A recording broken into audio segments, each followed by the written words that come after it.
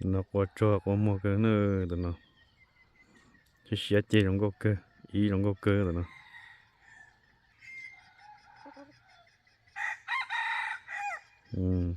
có mua cái có trong cơ tụi nhỏ lo dập rồi tụi nó hết tụi nhỏ lo tức chi cản giờ nữa lo ya lo nó nhỏ đấy xí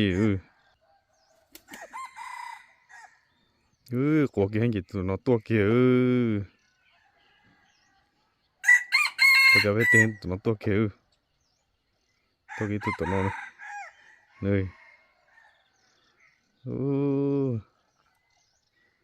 có cái biết xóa gì tụi nó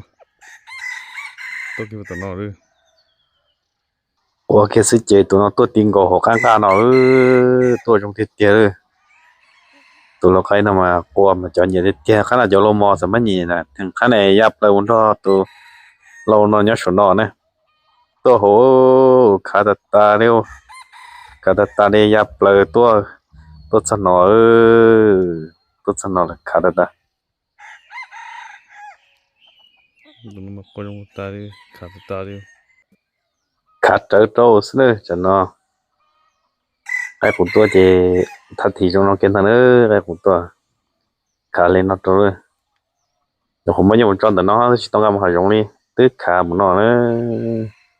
có tao tư dê nữa tụi nó rồi tụi nó tôi rõ trở nó sơ